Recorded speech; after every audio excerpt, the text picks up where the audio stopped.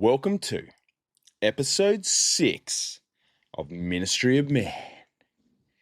And we're back again. And we're here. And guess what? We're flying. We are absolutely soaring at the moment. 6 weeks, non-stop. We're blowing up a bit. We're getting a couple of little semi-viral clips getting out there, which is good. I hit a milestone as well.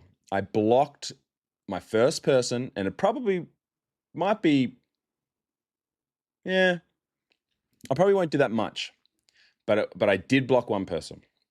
It was a legitimate troll. I came across my first proper troll, where they were basically just commenting on a bunch of my videos, like arguing, but then purposely like misunderstanding my point. Actually, you want to know what the best way to troll someone is? Because this is what they did. And I didn't realize it until like I was like, oh, okay, this is a proper troll. They would so I would say something, they would misunderstand it and then argue a point that I wasn't talking about and then just like throw insults about it. But then they'd also take my actual point and say it themselves. So one of the things was I was like, in the last episode, I was talking about stop associating crying with being a real man or not. Either cry or don't cry. It's got nothing to do with being a man. And that's what they said. They were like, in this like back and forth kind of exchange, they said that. They were like, crying has got nothing to do with being a man, you idiot. Like, it's a human thing. I'm like, that's my point. So they got me, bro. They got me good. So I've got to watch out for these trolls. And like they would change their thing. So like one of the things was they commented on a double standard post, and I was saying, there's double standards. Men go to war, the women and children don't. And they go, wrong. Men send boys to war. And I go, well, they don't in Australia. But even if that's true, they don't send little girls to war. So I've replied rationally, but I'm talking with a fool. So I didn't realize it because they go, you've completely misunderstood my point here. I'm saying that real men don't go to war, only boys go to war. So the men would send the boys to war. So obviously idiot take, like dumb thing, but more so, I'm talking about a literal men and literal women and children. I'm not talking about an ideological man. And then when I mentioned that, they changed their thing, and there's a back and forth thing. So anyway, they got the block because I'm like, they're trying to misunderstand. So yeah, and normally I wouldn't even reply to comments. I don't particularly want to, but you kind of have to. It's a good thing too in the early stages of when you make an account, because it tells the algorithm that people are interested almost. It's like, oh, there's like, I don't know, it's getting attention. So it's good to comment and reply, and then they reply, and then you reply, and you just keep replying. The algorithm's like, oh, this has got 15 comments on it. So like, we'll push it to more people. So it's kind of good. Yeah, but it was kind of funny experiencing that. And like, there's been a few really funny things that keep happening. So most of what I'm talking about, I'm usually like there's studies that will say this. I have opinions on it, but it's based on like research and data. Like I'm not really doing a lot of my own, I suppose, just like thoughts. Like it's kind of, I guess it is my thoughts because I'm compiling these studies together to kind of formulate an opinion, I guess. But someone will listen to like a full thing. Like I had one clip, and all it was just saying, women are better at communicating for this reason, this reason, this reason, this reason, and I listed like maybe 15, maybe like, I don't know, 6 or 7 reasons that women are better communicators statistically. Like the studies show from when they're little girls right the way through to how they communicate and operate. And then you'll get someone just go, wrong, that's not it. It's because of this. Or they'll just go, nope, men are better at that too. And you're like, there's so much audacity in people that like, this is the whole Dunning-Kruger thing, right? That I said in the first episode of like, people are so confident in their opinions and beliefs that like everyone just thinks they know. And that kind of thing, like women being better communicators, is definitely not an opinion. Like that is just what the data shows. That's what the research shows. It's been studied for, it's since the dawn of time. I feel like we know it, but most of the clinical research has been done in the last 50, 60 years. And it's overwhelming. It's overwhelming. So it's not even it's the same as saying like, to say, men are as good a communicators as women is to say women are as strong physically as men. It's just like, on average, it's just not true. So that's been interesting. Another interesting thing is, so this is a little bit of an update of what's happening because it is kind of funny. But one of my videos blew up. And it was the particular video was about the history of the bikini. I spoke about it in the 3rd episode. And I was like, this is going off. Like, it's got like 150,000 views. And I'm like, what's going on here? Like, none of my clips have gone that big. And then I'm like, on TikTok, you can see the people that like it and stuff, and you can just go through and have a look. And you can also see the countries of where the viewership is. And I like just had a little glance. I'm like, where's the viewership? Turns out it's all in like like Saudi Arabia and like Arab countries. And I'm talking about how the bikini was invented and about how like it's progressed to a point now where like it used to be like no one would wear it because it was too immodest, and now it's everywhere. And all the Saudis love it, obviously. They're like, yep, you Western countries, you don't know what you're doing over there. And like, so the Saudis are loving that one. So I thought that was really funny because I'm like, I don't know why this is blowing up so much. And then, turns out it's the Muslims wearing the burqas that are in support of that. They're like, the West is awful.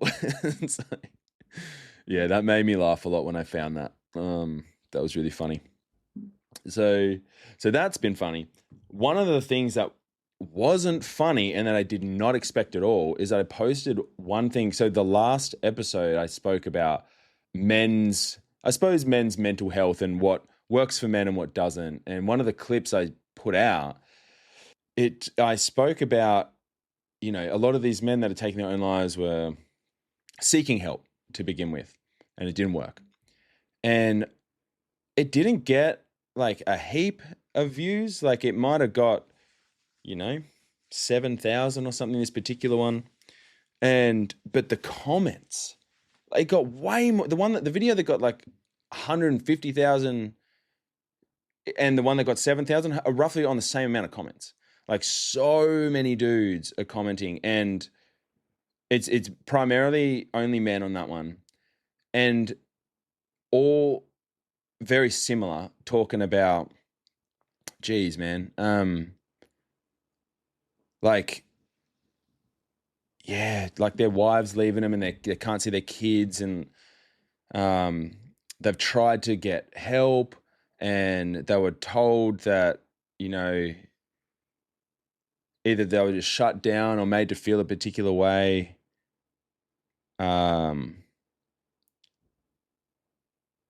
Yeah, man, it was actually hard to read a lot of them. I actually couldn't read them all because it was heavy. Because I was trying to reply, because that's the type of thing that I would normally like to do if, people are struggling or whatever. I like to speak into that.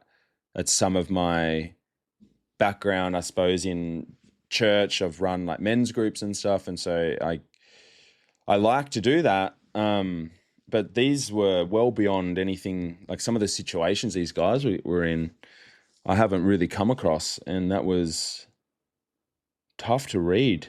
I haven't replied to all of them. There's like over 100 different guys. Yeah. So that's something that I wasn't ready for. And I suppose a big part of why I wanted to make the last episode was because I feel like at one point men were happy to not talk about their feelings or, not talk through things to a degree. And this is like, historically, men weren't unaliving themselves as much as they are now. But also back then they weren't talking about their feelings as much and that. So I feel like they've been told to talk and then but now they're not being heard and listened to, which is now making it worse because they're like, I was told to talk and then I talked and now no one's hearing me. That's a big one. Is like a lot of the comments were saying, oh, well, why talk when no one listens?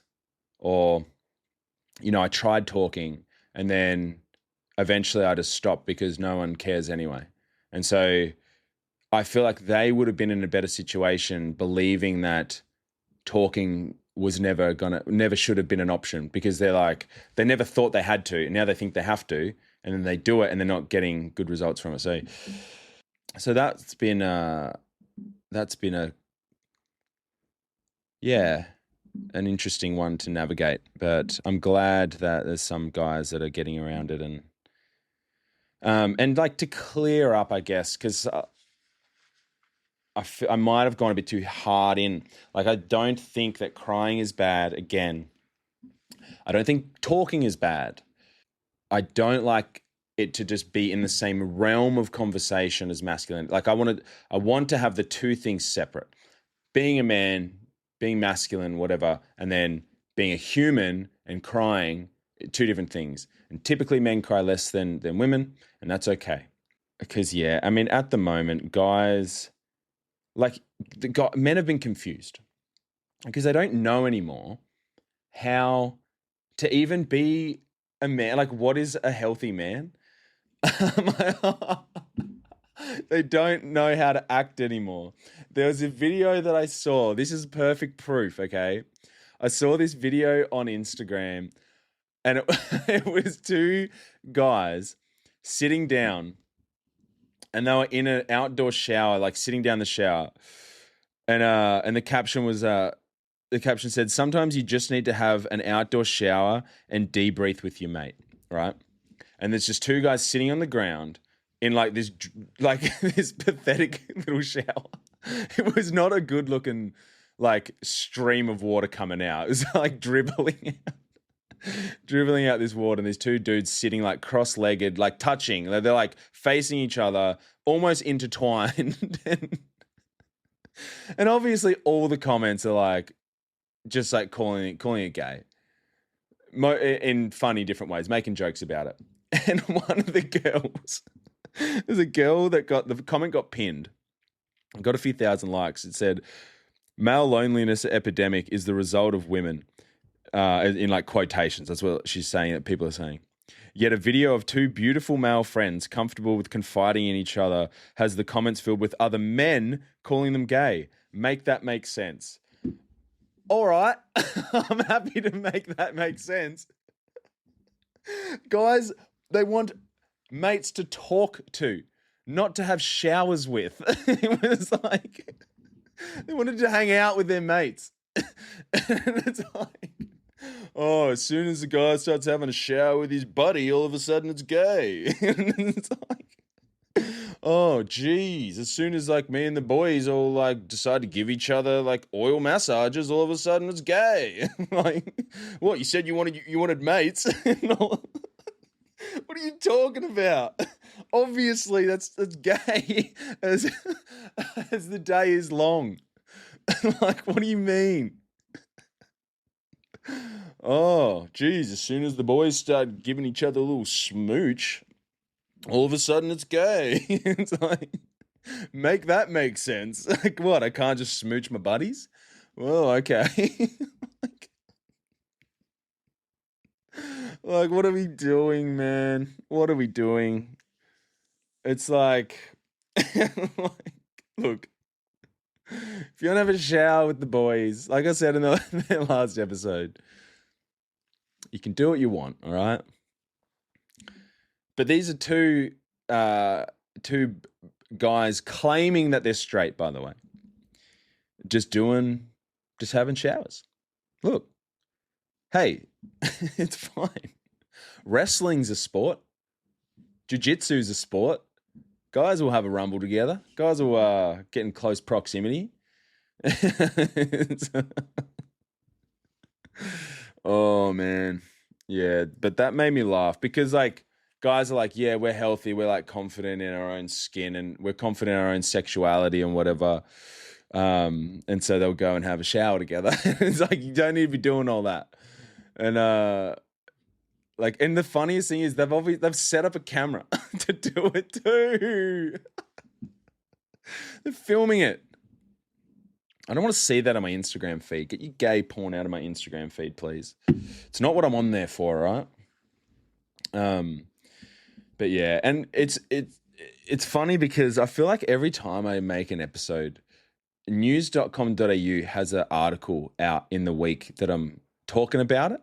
I don't know what's going on here. Maybe there's something in the air, but the most recent one that I saw that just come out like 3 days ago was talking about men crying. I'm not even joking. So it came out after the release of my episode on men crying.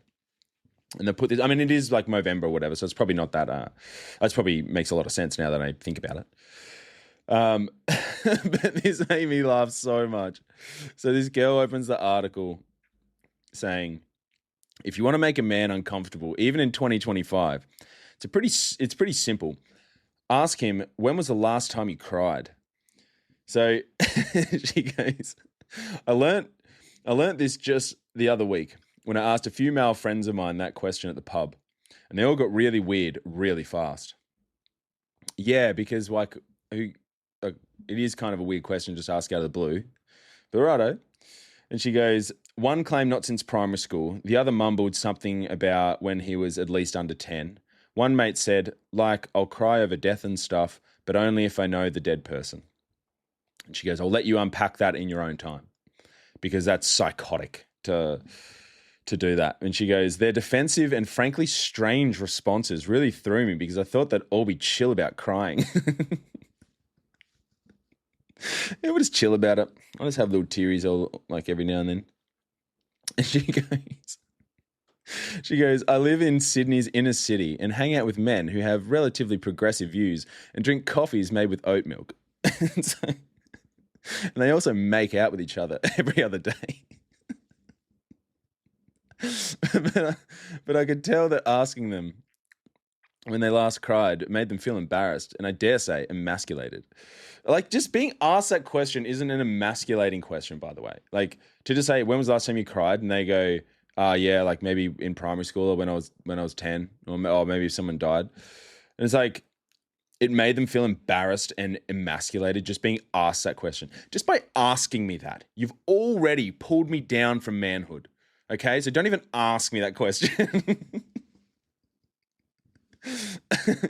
In comparison, when I asked my female friends the same question, they were not weird about it at all. They all admitted to crying frequently and had no hesitation admitting it. It made me realize there's still so much stigma around men crying. Oh, really? The girls? What? The girls said they were crying frequently? Really?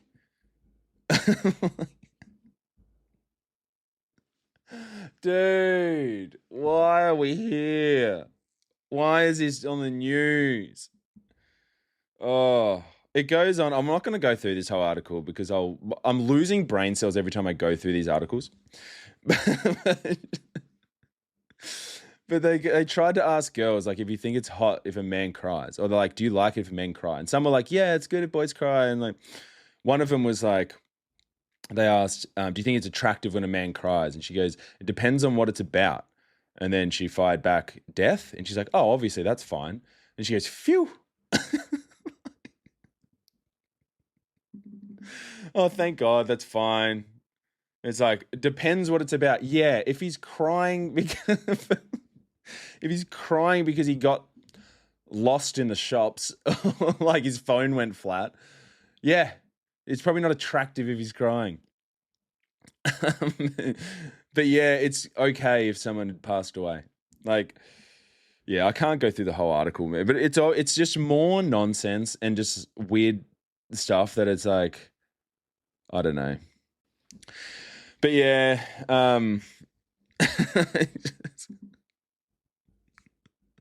my favorite part, my favorite part was when she was like, well, the guys I hang out with are relatively progressive. They they drink coffees made with oat milk. They're progressives. The inner city Sydney crew, they're all relatively progressive views. Yeah, like they drink their oatmeal coffees and they make out with each other and they have showers together. They have little sit down in outdoor showers together and talk about their feelings. Like they're men. Oh, so anyway, that's just I guess a little recap on the last the last episode. Um, yeah. So what I wanted to talk about today, the theme of this episode is going to be around the more biological differences between men and women, besides the obvious, because it seems to be a real lack of education around this, and there's too much. Like I have to go into it because it really bothers me that a lot of people don't know this stuff, and so I just got to it just needs to be spoken about more. And so I'm going to speak on there's a field of research called sociobiology, and it's basically the idea that it is our biological makeup that drives our social behavior. So a lot of people think that it's the whole nature versus nurture thing. A lot of people think it's just cultural norms and we only behave this way because that's what we were taught and what we learned, but kind of fail to neglect the fact of like how they developed to begin with. If we're all the same, why didn't they develop to be the same to begin with? Why are particular genders more inclined in one field of work and another in the other? Like, I don't know. I'm going to go into the whole thing, but like, if you picture it this way, if you look at a duck is not taught to, like, a duck could never go into water, and then you can put him into water and okay, well, he's buoyant. They have webbed feet. They have neural pathways that teach them how to use them while they're in water. So it isn't being put into the water that makes them be able to swim in the water. They're already able to do that. It's a pre-wiring. It's a pre-design. It's for it. And so this is what I believe is the reason that men and women are different, operate different. It's because they're supposed to be different. They wear different clothing, they do different jobs, they socialize differently, all these things. So I'm going to start with the brain, and then I'm going to go through the 5 senses and the differences in that. And then if I have time, I'll go through, I'm primarily going to focus on like the strengths and weaknesses of both. And then, I'll see if I have time at the end to do maybe a little bit of something else. But so, okay, I'll talk about the brain to begin with. So here's one for the ladies. Women actually have, on average, 3% higher general intelligence than men. So their IQ. So if we're looking at males and females, women score higher on average by about 3%. Even though men have bigger brains and about 4 billion more brain cells, and that's not an exaggeration, it's about 4 billion more brain cells. I kind of think men need those in case they lose a few with some of the risk-taking stuff they do. But that being said, I will put a caveat with that in that the men occupy the highest ends of the most extreme ends of each spectrum of intelligence. So if you're looking at the graph, men will be the smartest people in the world and also the stupidest people in the world. So you're not going to have a lot of women on the far ends of the scale, but in an overall population, the average woman would be more intelligent than the average man by about 3%. So girls will develop their the left side of their brain a lot earlier than boys, and boys develop the right side of their brain a lot earlier. So girls will develop things like on the left side of the brain is more things that would take up stuff like their linguistic ability, so their ability to communicate, their handwriting is going to be better, their vocabulary is going to be larger, their reading ability is going to be better, so much better their literacy skills that I think it's somewhere in the high 90s of little boys get taken to see a speech pathologist. It's mostly boys. And I mentioned in the last episode, 97% of speech pathologists are women, but high 90% of the actual, like of young children that go to see a speech pathologist are young boys. They've even tossed up ideas of maybe having boys start school a year later because they can't keep up with the girls in early learning. They have, but I'll go into the advantages that boys have, and because they develop the right side of the brain, so I'll go into that. But yeah, it's a really interesting thing. Like a lot of boys will often feel embarrassed and not want to read out loud because when it comes to linguistic ability, there's 4 things that are involved in linguistics. So in the brain, there's 7 different parts of the brain that you can measure intelligence with. Some people say 9. I think it's 7, but so there's like logic and reasoning, which is mathematics, linguistic ability, which is your speaking, reading, that sort of thing. There's music, art, and like spatial 3D kind of things, being able to draw complex things. So your hand-eye coordination, so physical abilities. Then you have interpersonal relationships, so understanding other people. And then there's intrapersonal, which is understanding yourself. So when it comes to linguistic ability, it's the only one where there's kind of 4 different things happening at once or potentially in the same area of the brain. So it's one thing to read. It's one thing to hear. It's one thing to speak. And it's one thing to write. So you've got reading words, you've got writing, you've got hearing, and you've got speaking. So reading out loud is operating 3 things at once. It's because you're reading, you are speaking, and you're also kind of trying to listen as well. So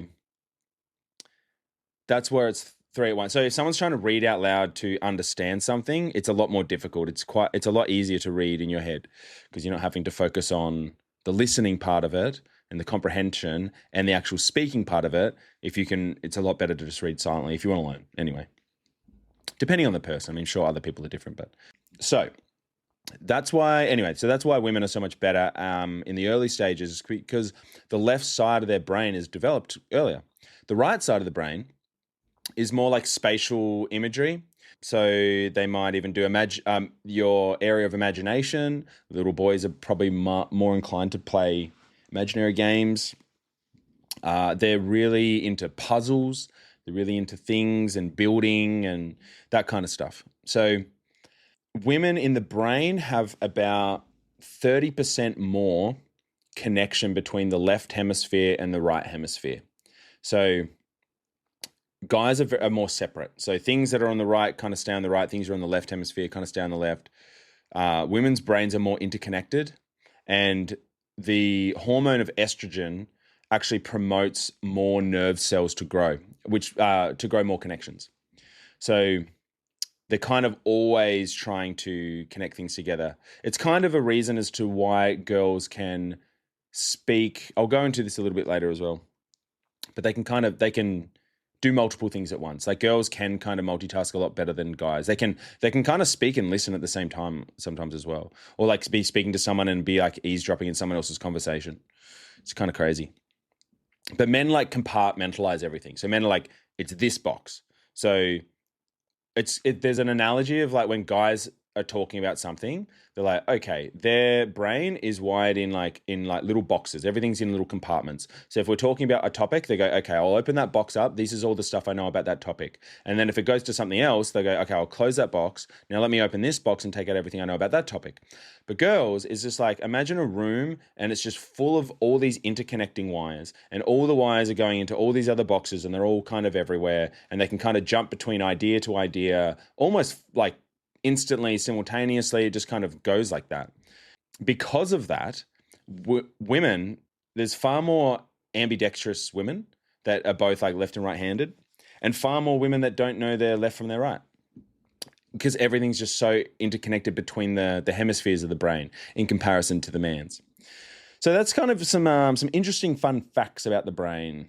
I'm keeping this somewhat brief because there is a significant amount of information here, and I'm not even going to be able to scratch the surface in a 1 hour podcast. So, but yeah, so I'm just going to go through a couple of little things. So, a lot of the strengths for women operate in the 5 senses. So, starting with vision, girls can actually see a lot more clearer than guys. So, there's they can see more colors.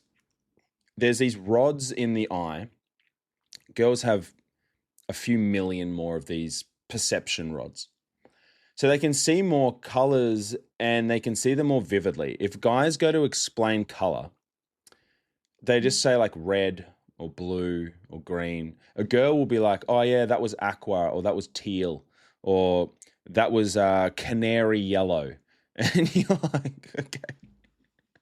Like it's also why girls have, I believe, more of an appreciation for pretty things or beautiful things, because it is actually more vivid and beautiful to them. They can see a wider array of colors. I don't think a lot of guys know that. I don't think a lot of girls know that either.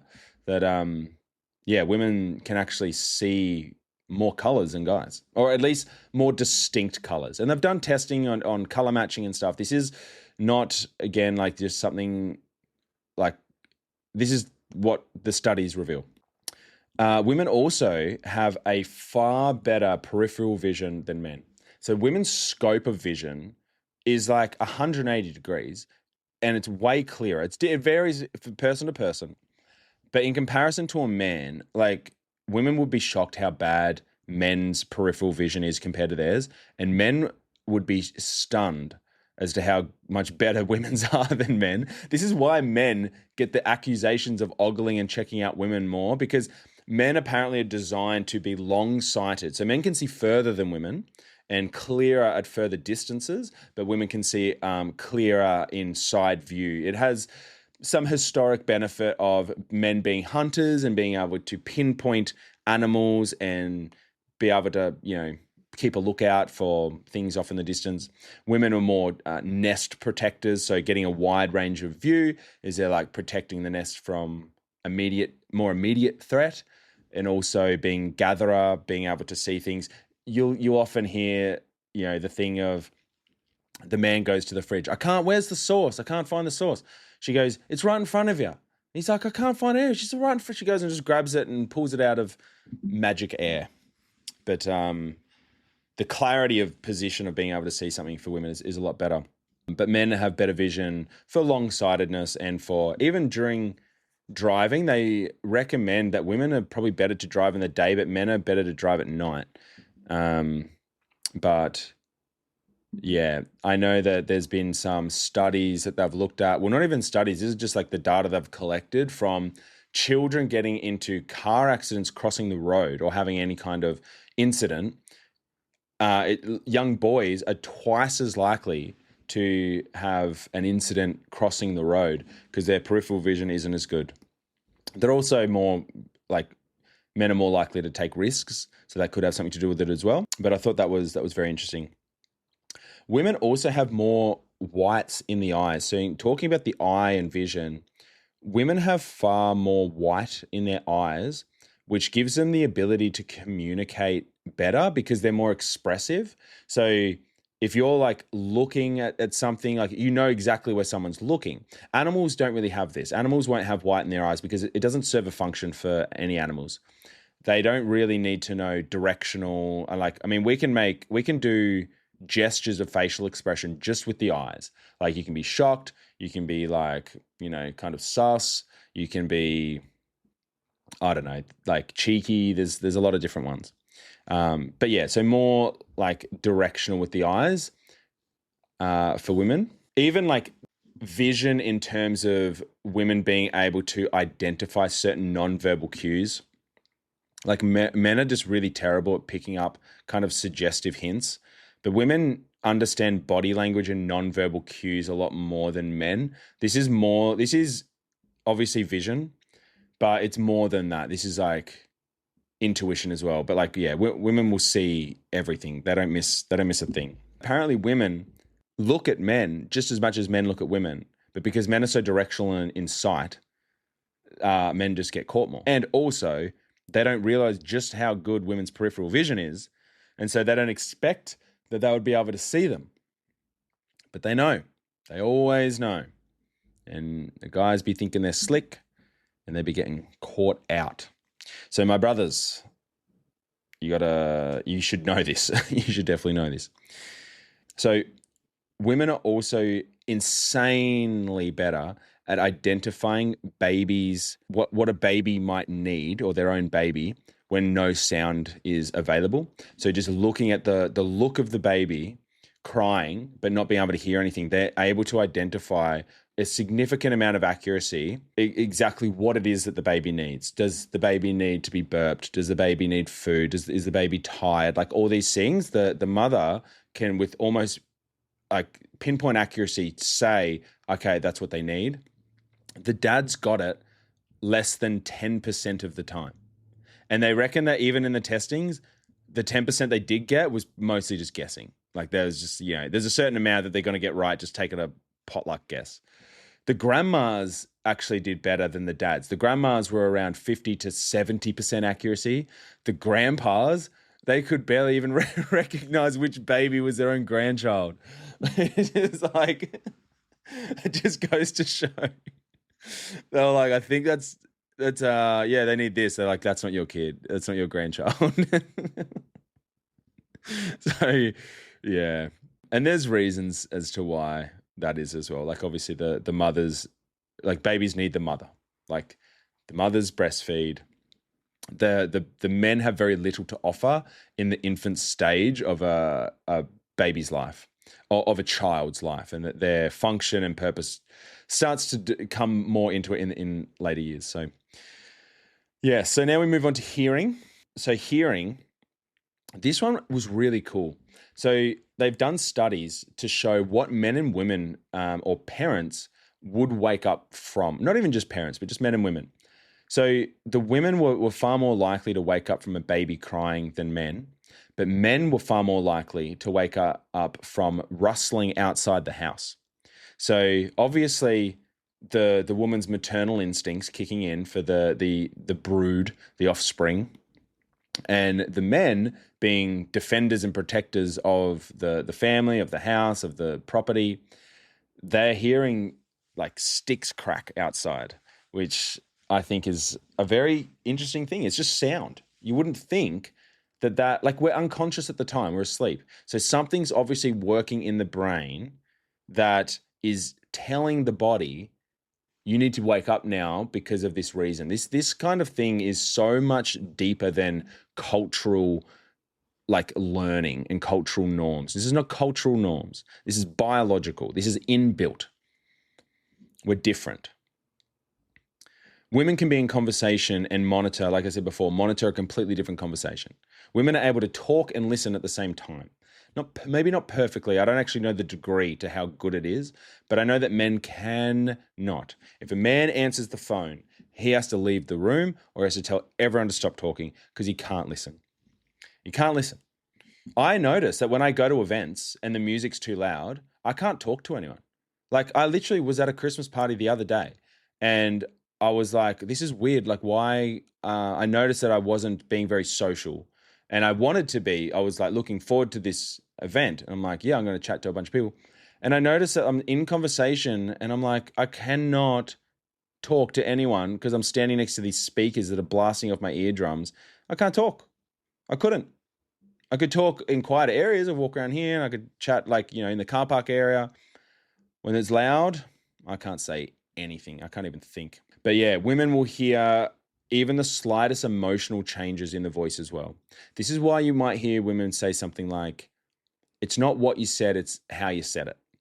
So they'll pick up the smallest, slightest little tone change. A shift in energy. It's pretty cool, really. But yeah, they're designed, I guess that women have more of an empathetic nature.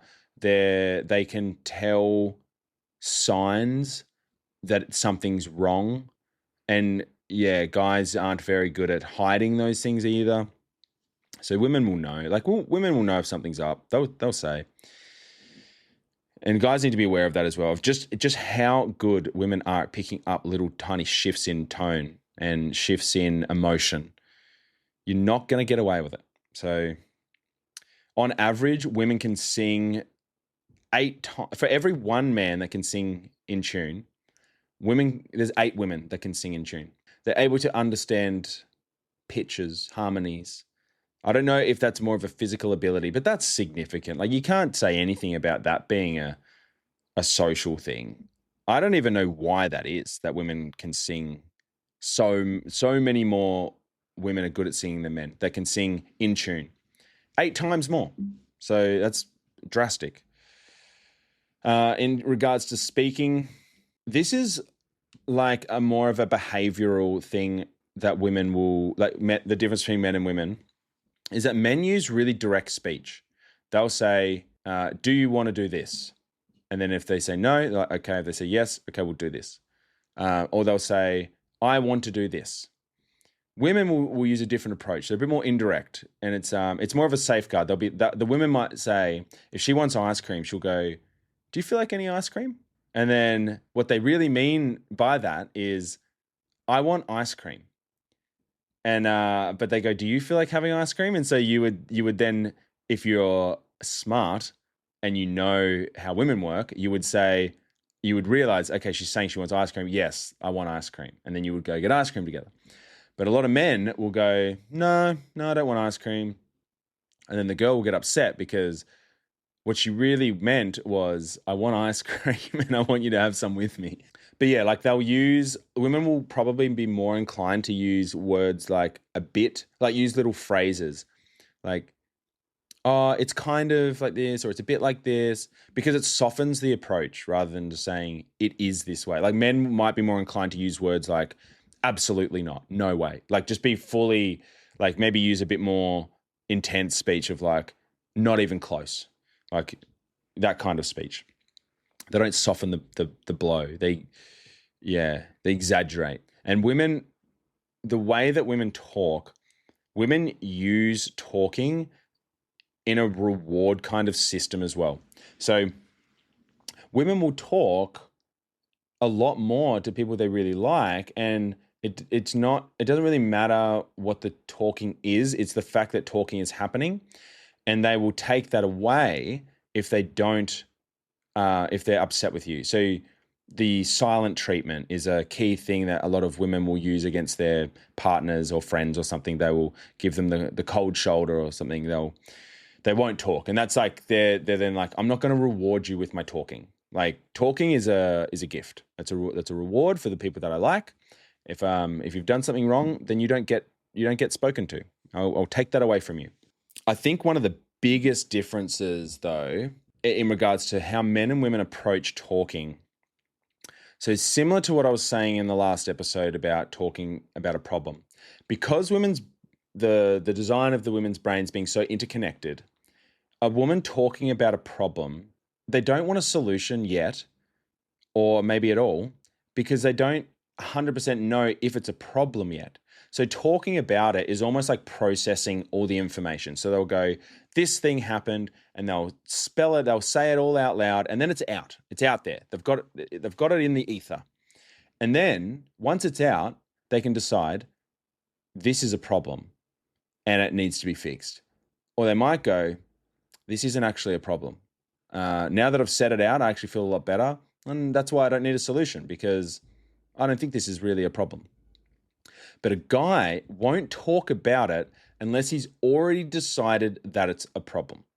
So he'll say something like, okay, a problem gets addressed or presented to him. He might say something like, all right, leave it with me. Like, okay, let me think about it. Let me think about it, get back to you. And he'll do exactly that. And he will sit on it. He'll think about it. He'll mull it over. And then even if someone didn't come to him, even if it's his own problem, by the time it gets to the point of speaking about it, it's because he's decided this is a problem that needs to be fixed now, and I couldn't figure it out myself. There's a competency thing, like a metric that men have, where their need or their inbuilt desire to know that they are a competent man, that they're able to do things themselves, means that they're not going to ask for help until it's at the point where they know that they need the help. Like, if they can do it themselves, they'll do it themselves. So if they're talking about it, it means that it's already a problem. That's why they'll try to give solutions all the time, because they're like, if a guy talks to me, or any guy talks to another guy, that guy's going to realize, oh, he's obviously, the only reason he must be at the talking point is because he's figured out that there needs to be solutions now. But women, they haven't necessarily decided that yet. Sometimes they do, but yeah.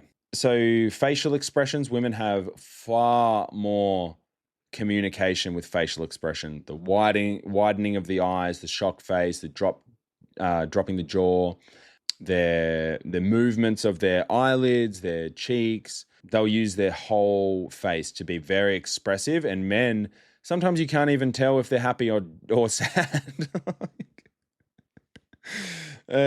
Yeah, sometimes you get really expressive men. I think I'm probably on the more expressive side of male faces, and I don't think I'm overly expressive. But yeah, there are some men that it's just like you would not know unless they told you. But you couldn't see it on their face. I'll move on to touch. This one's a really interesting one. So touch is like, I didn't actually know this. This is something that I just learned when I was putting this together. But women's skin is 10 times more sensitive than male skin. So they're more sensitive to touch and pressure than men. The studies that they did, the most sensitive men scored less than the least sensitive women. Like, it's staggering, the difference. I know that men have thicker skin. So men, like, the skin on a man's back is 4 times thicker than that of their stomachs. Women are 4 to 6 times more likely to touch each other in conversation than men. And they also communicate with phrases about touch. So they'll be like, they're way more likely to use phrases like, oh, the magic touch, or it just needs like a bit of a personal touch. They'll use things like, oh, they're thick-skinned or thin-skinned. They'll say to their friends, yeah, we'll stay in touch. They'll say, oh, that person gets under my skin, or that they rub me the wrong way. Like, oh, there's so many different phrases that women would be more likely to use. Men still use these. This is not, but like all of this stuff, like I hate that I have to keep saying this, but it's not only, it's mostly or majority or on average more. Yeah, so I thought that was such an interesting thing though. Like there's so many different things there. In regards to taste, women have superior taste receptors as well. So women are just dominating like some of the senses as far as like sensitivity. Like women can see better, they taste more like better, they hear better. I don't know, all of it. But this is one of the reasons that women love a sweet treat. They love a sweet treat. If you're a guy, you get a sweet treat and put it in front of a girl and just watch her go, because girls be loving that. Apparently it's because in like hunter-gathering kind of civilizations, women were more likely to taste fruit and see whether it's ripe or not, and if it's actually ready to give to offspring. So, and then in regards to smell, so women can smell unconsciously like immune systems. So they can detect if their immune system is better than another guy's. And if it is, they'll actually be off-put by the guy and they won't even know why. They've done research on this as well, where if a guy's immune system is really strong, women that don't have as strong of an immune system will be more drawn to that person. And it's obviously in regards to having the best offspring. So a lot of these things, it's got to do with survival, and it's got to do with producing the healthiest offspring. How are my genes going to be passed on in the strongest ways possible? That's kind of the aspect. I mean, that's pretty much any creature on Earth. Every single thing on planet Earth that is nature, I suppose, that has some sort of life, I guess, in it. So, I don't think, well, I don't know, but I don't think rocks have this kind of protocol. But things like trees, things like flowers, bees, I don't know, any kind of animal, it's all to survive and it's all to reproduce in some way. So, yeah. But yeah, the differences in terms of sensory abilities is so drastic that women would literally get accused of like being witches for stuff like this. A guy would be like, a girl was like, so where have you been all night? And the guy's like, oh, I was just with the boys. She's like, no, you weren't. You're lying to me right now. She's a witch. She's a witch. Sorry, boys. I don't know how she knew. She knew I was lying. Must be a witch. And this is okay. You gotta like the girls had a rough run for a while there. Like I know feminism's kind of pushing the boundary too far, but the girls were having a rough run for a bit. There was a time when like if a girl got accused of being a witch, they would tie like heavy stones around her ankles, throw in the ocean, and they go, if she floats back up, we know that she's a witch, and we'll burn her at the stake. And if she doesn't, we know she wasn't a witch. But if she doesn't, it means she dies. And so it's lose-lose. It's psychos. Yeah. 2025 is not that bad if we're looking at stuff like that. Anyway, moving on. The next bit was about spatial ability. So this is the right hemisphere that males develop earlier. So the reason, obviously, all those things is most of those things are left hemisphere things. Right hemisphere is more the spatial ability. So this is where men have more of an extreme advantage. It helps with like allowing men to be able to hunt animals. So looking at from children, by as early as the age of around 4, boys outstrip girls on spatial ability, which is like, three-dimensional testings and stuff, like rather than 2-dimensional understanding, but 3-dimensional. Boys outstrip girls about 4-to-1 in a 4-to-1 ratio. And that's something that even the worst boys were better than the best girls. So that's kind of a flip. And this is why, as well, by the way, you'll still see men dominating fields that don't require physical strength. So men are still dominating in golf, for example. Men still dominate in darts, in pool, in car racing. Like, yeah, I don't even the best female car racers, and I'm not even talking about Formula One. Like, never has there ever been a female Formula One winner. I don't think there's ever been a female like NASCAR winner. There's some females that have won races, but they don't win the whole event because there's multiple races in an event. I think there's almost no girls that have been successful in car racing, which is like you wouldn't think that males have an advantage, but they actually do have an advantage. They've got a physical advantage because of the spatial ability. It's just not well understood. But I mean, there was a pool tournament, and the two people in the final were two trans chicks. So they were dudes. And they're like, and you don't think that they had any kind of, well, they wouldn't have had any advantage. Yes, they did. They had an extreme advantage. That's why they won. But this part of the brain is helps to develop understanding where things are and what things are like. Men will track where to go. Like, they'll know their way around a city. They'll know the directions better. They will be able to read maps better. That part of the brain is also responsible for like logic and stuff. So this is why you'll see like 75% of mathematicians are men, only about 30% of math PhDs are female. So just graduating with a PhD in math is only 30% female. Somewhere between 86 to 88% of engineers are male. This is like dealing with things. And that's like gotten less. It used to be around the high 90s was male. So that's the women are starting to be more involved in that, but it's still a significant difference in that area.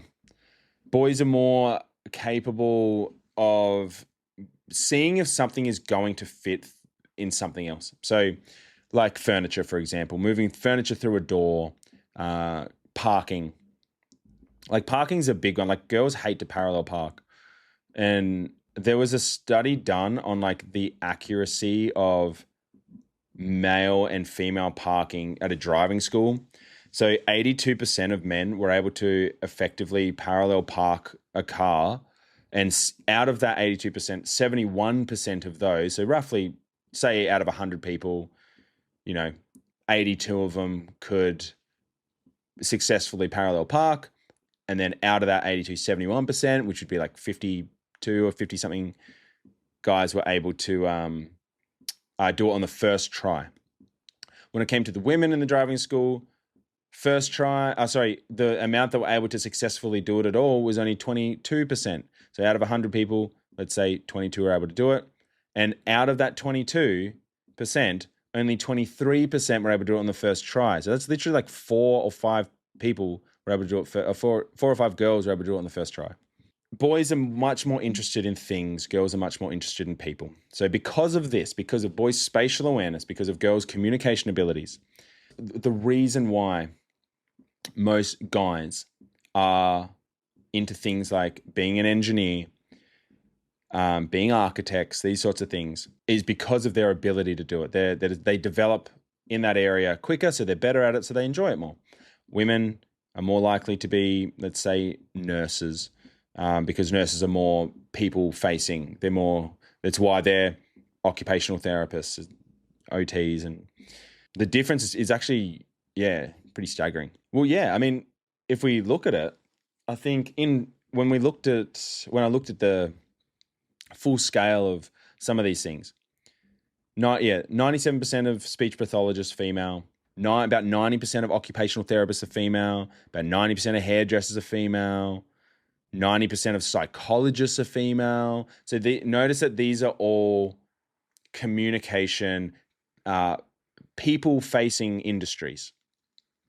Whereas men, you look at like 94% of pilots are men. 82% of 82% of people in any field of physics is men. Men maybe is like 70% architects. With the pilots, by the way, about 75% of air hostesses the hosts are female. So like there's obviously going to be like different, you're going to be drawn to different things for all kinds of different reasons.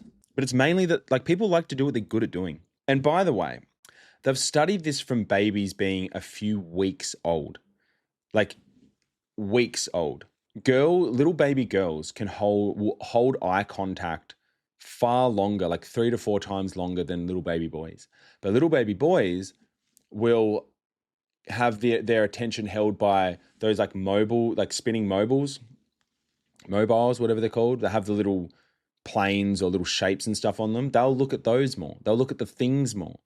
Girls will be able to recognize family in photos far earlier than little boys. But little boys will be able to find lost toys far more effectively than little girls. So they'll know directions to where to find the thing, but girls will know the faces and the people. Girls want relationships and cooperation. Boys strive for power and status. The way that you observe boys and girls playing is completely different. You'll see boys when they go and they play sport, there is a clear winner and a clear loser. They'll pick teams. They'll have a team captain and they'll allocate, okay, you're going to be the captain and you're going to be the other captain. They'll do that themselves. They'll pick the teams and they'll play and they'll compete against one another. Girls don't want that at all. The games that they play is like hopscotch or hula hoop. You can't win at hopscotch or hula hoop. Like when they sit down together, they sit in a circle. Like there's no hierarchy. There is no leader. They'll play games like family, or they'll play house. They'll play with like Barbies and stuff like that. You don't win and lose in these games. The way that we play is completely different. Boys love, to have an enemy. There's got to be an enemy out there somewhere. Yeah. I think one of the biggest issues is that women have been misled by this information, and they've looked at some of the male-dominated fields, and they've been like, okay, so that's male-dominated. Well, then they must be excluding us, not realizing why they're male-dominated to begin with. And then they'll try and go into those fields being told that, oh yeah, women can do it too. They'll go into these fields and realize that they don't even like it at all. Like men never do that. Like you don't see any men being like, okay, well, we need to be, OTs now. There needs to be more, well, there does need to be more male psychologists, but men don't really care about going into the female spaces. Even though there's plenty of female dominated industries, but men don't care. Women seem to want to go into the male's field, but like, they're just not going to ever be as successful because you're not built to be. Like, women haven't failed being in these industries. They've just failed to be like men in these industries. It's a weird kind of competitiveness. I feel like, I don't know. Girls have always tried to, even when I was in school, man, I remember like being in school, the girls were so obsessed with competing against the boys in PE class. And I just never understood why. It was like, just leave it alone. Like, it's not going to go well. I remember there was a bunch of girls in our grade that played for state. They were like really good netball players. In one PE class, they're like, it's our turn. It's going to be boys versus girls. We're going to verse the boys in our sport this time. We're not going to play soccer, and we're not going to play handball and whatever other games we played. They're like, we're going to play netball. We're going to verse the boys. So we're like, all right. Sure. And then it wasn't even close. We absolutely destroyed. Like, it wasn't even a close game by any stretch of the imagination. It was a one-sided affair. And they were very upset about it. But it was like, what did you think was going to happen? That we were just going to forget how to run and jump and be accurate with shooting a ball? Like, yeah, I don't know. It's silly to compete because we're so different, bro. And like, you try to compete, you're gonna lose. Like, if guys try to compete with women in the women-dominated fields, they're gonna lose. And if the women try to compete with the men in the men-dominated fields, they're gonna lose. Yeah, I mean, the whole sexual revolution thing, that failed miserably. A lot of girls just ended up being depressed and sad. It was like, because you don't, like, on a chemical level. Oh, okay. I'll finish on this because I've gone, I'm about out of time. But this is the dumbest thing, was the sexual revolution. The dumbest thing that girls have ever done. I understand there shouldn't be double standards, whatever. So there's a thing in philosophy called Chesterton's fence, created by G.K. Chesterton. And it goes something along the lines of, if you run into a fence that's in the way, don't tear it down before knowing why the fence is there. Because you don't know why the fence is there. So if you just tear it down, you don't know, oh, okay, that could have been, like, for you, you think it's in the way and I want to get past. So let's tear this down and then we can create this flow and we can go through this path. But you didn't know that it was holding in wild beasts that are going to go and attack everyone. You didn't know that that was a border for a distinct line that children weren't meant to cross, and now they've gone wandering off beyond the yard. So if you don't know why it's there, you don't tear it down. And this is what the sexual revolution did with women, because the reason that there was a double standard was on a chemical basis. When men and women have coitus, oxytocin is released, which is what they call the love hormone. It's the bonding hormone. It gets released in intimate times. It gets released if a parent is looking into the eyes of their child. It develops oxytocin and a bond between the two. It even develops if you look into the eyes of your pet. You will increase in oxytocin, creating a stronger bond between you and your pet. So it increases, and you get flooded with it when a man and a woman love each other very much, or when they come together. So the issue, though, is that men have extremely high testosterone, and testosterone blocks oxytocin in that process of intercourse. And so women don't have that, however. And so when they do, when they have intercourse, because they know that the possibility of getting pregnant and carrying a child for 9 months, it's a much greater risk for women. But for men, they can produce millions and millions and millions of seed. And so their ability to they don't need to be as cautious, I suppose. But for women, if they've gone that far, they need to bond with the person that's now going to be able to protect them and their offspring. That's why the chemicals gets released. Now, men, they have a different chemical called vasopressin. Vasopressin is like a protective hormone, and it only develops over time spent with that person. If they have intercourse with someone, they had no chance for vasopressin to be developed. And because the testosterone blocked the oxytocin, then they no longer have any reason to feel like they want to stay around. So this is just a little tidbit, but if a woman wants a man to stay around, she shouldn't do anything in that realm for months. I believe you should actually be married first. That is my Christian stance, is that the highest form of intimacy should be met with the highest form of commitment. But that's why. So there is an effect called the Coolidge effect. This was a test that was done on rats, where the male rat's interest in a sexual partner decreased over time. So every time that they mated, their interest got lower and lower and lower, to the point where they just weren't interested at all, until they put a different female into the cage, and then they would be right back up again. It would shoot right back up. And so men, the male brain will do the same thing. They will be excited of variety in different women, for example. So they will lose interest if granted access too early, because there isn't enough vasopressin, dopamine, or oxytocin in their body, in their brain, to stick around and to be interested.